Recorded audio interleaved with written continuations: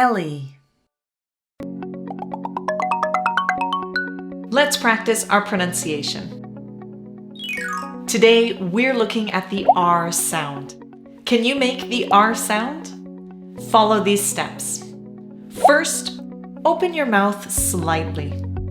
Now, place your tongue midway back in your mouth.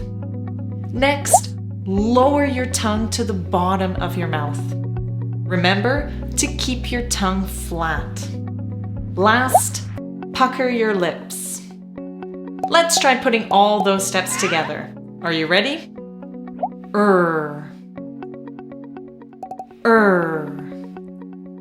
Try making the sound in your throat. You should feel your vocal cords vibrating.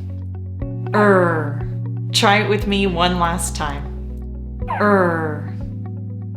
Now, let's try pronouncing a few words with the R sound. Listen and repeat after me. Ready? Rooster.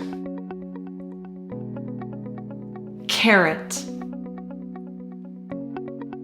Right. The R sound can be spelled with the letter R as in rooster, RR as in carrot, or WR as in right. Well done. Great job.